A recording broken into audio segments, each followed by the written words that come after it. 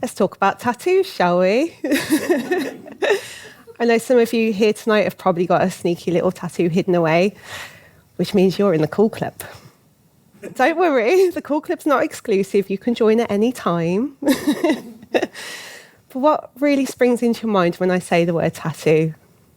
Is it artistic, expressive, beautiful, ugly, intimidating, just not for you? There's no wrong answers, by the way.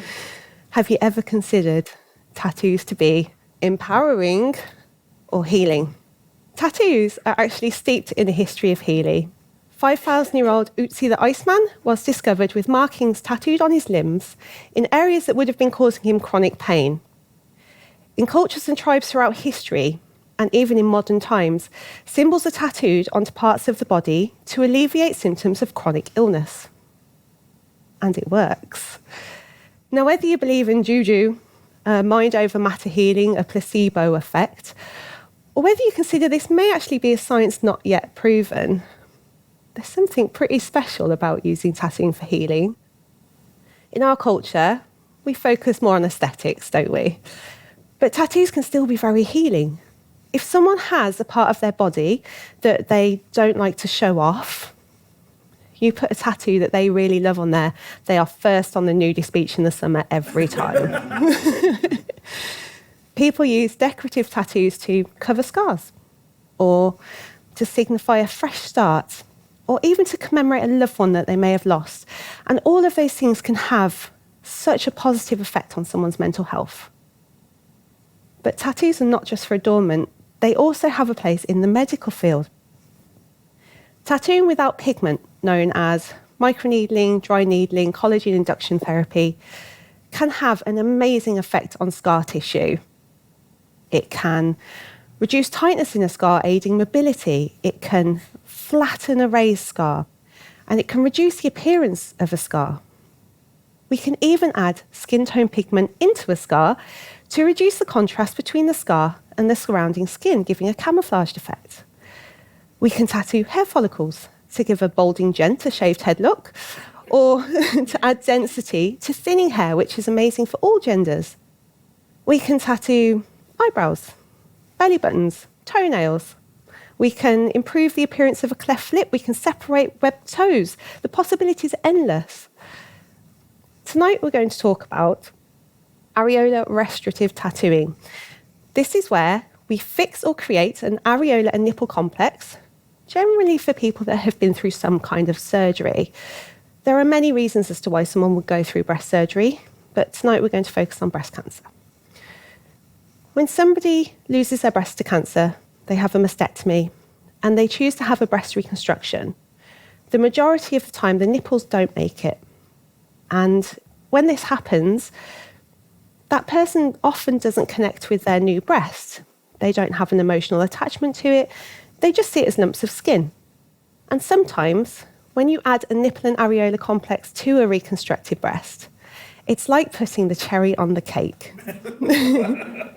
It allows that person to feel a sense of wholeness, confidence, maybe even a little bit sexy.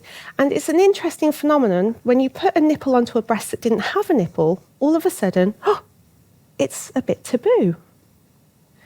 But what happens if that tattoo fades? Does the empowerment fade as well?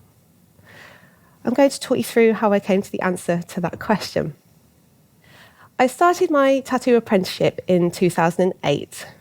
I use the term apprenticeship very loosely because there actually aren't any formal qualifications in any kind of tattooing, and there aren't any regulations regarding quality. So an apprenticeship in traditional body art is work-based training. You work under master tattooers, learning everything that you need to know about how to tattoo before you even ever do a tattoo. The day I came to create my first tattoo was the most terrifying day of my life. And the only thing I can liken it to is like learning to drive. I'm guessing most of you have sat in a car at some point, and a lot of us have sat in cars our whole lives. We've watched other people drive. They make it look really easy. Some people can even multitask while driving. Not recommended, but they can do it. And then when you get into that driver's seat yourself for the first time, you suddenly realise you're in charge of a death machine. You don't know which foot the brake pedal is, you don't know what gear you're supposed to be in, you're driving in the middle of the road, you're about to hit your mate's nan on the zebra crossing, everything feels like it's moving really fast, you must be doing 90 miles an hour. You're going at 5 miles an hour and there's a queue of traffic behind you.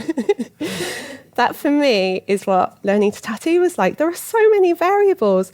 You've got to think about your setup, your machine, the person's skin, the person's pain threshold. The list goes on, and it's very overwhelming. It takes most tattoo artists about 3 years of full-time tattooing to reach a point where tattooing actually becomes like second nature, the same as driving becomes second nature after a while. I was doing work-based training, so I always had support. If I came across a situation I didn't know how to overcome, I had someone to help me, which meant that nobody ever left me with a really terrible tattoo, which is important, because as empowering as a great tattoo can be, a bad tattoo can have a really negative effect on someone's quality of life. If learning how to tattoo body art is like learning to drive a car, learning how to do medical tattooing on damaged skin that's scarred or may have been through radiation or had necrosis would be like learning to drive an Arctic lorry.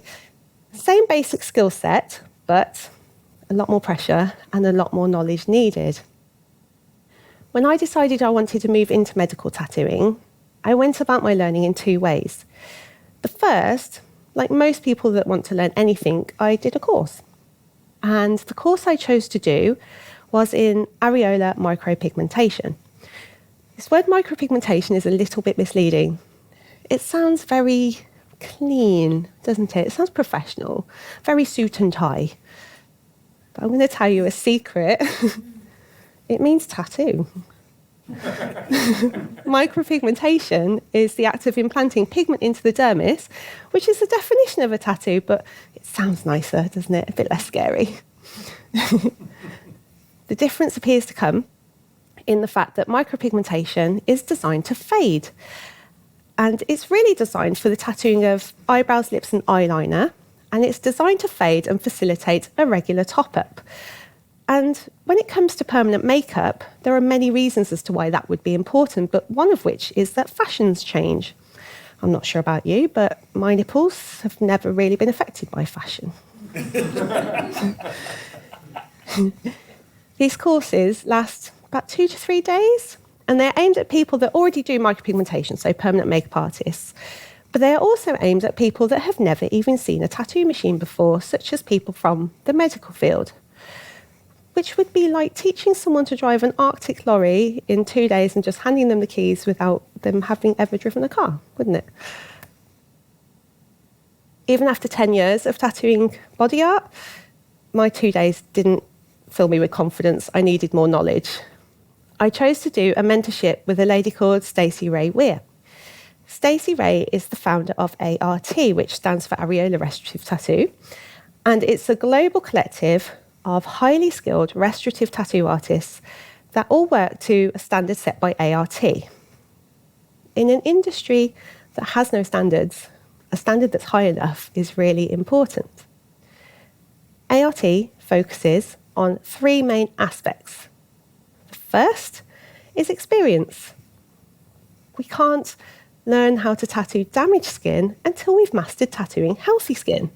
We have to learn how to do something called reading the skin. This is where we can tell, as we're tattooing, how much trauma we are causing, when to change our techniques. That takes time, that needs experience. The second is realism. Nipples are as unique as fingerprints, although not an alternative to fingerprints. We have to have some artistic ability to create something truly realistic that's actually going to make someone feel whole again.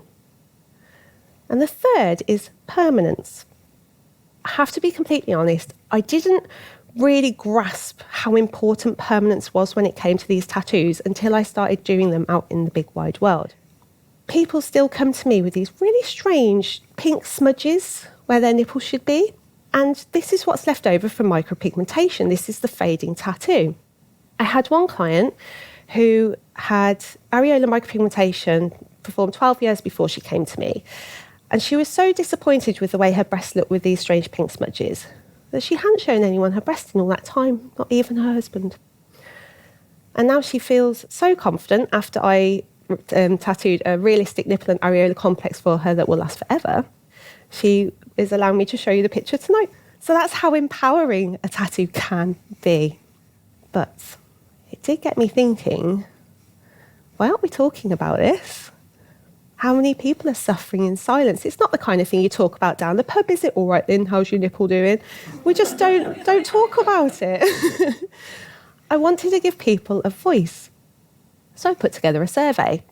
With the help of ART and the Nipple Innovation Project, we shared this survey globally, and we asked people that had had restorative tattooing done of their areola how they felt once it had healed. We already know from previous studies and experience how amazing getting a nipple tattoo can be for someone that hasn't got a nipple. But we wanted to establish whether there was a link between the healing of that tattoo and how that person felt moving forward. Unsurprisingly, the majority of people that completed our survey had had areola micropigmentation done, meaning that their tattoo faded. Of this group, 81% admitted that they were not satisfied with the healed results. 51% admitted that they had suffered adverse mental health effects due to the healing of their tattoos. There were a lot of really heartbreaking comments on this survey, and the one that spoke to me the most is that there is a lady who keeps her bra on in the bath because she hates the look of her breast reconstruction so much because of her faded nipple tattoos. Imagine keeping your clothes on in the bath, just in case you catch a glimpse of yourself in the mirror. Imagine being a surgeon that has spent hours creating a really beautiful, symmetrical breast reconstruction to have it aesthetically ruined by poor nipple tattoos.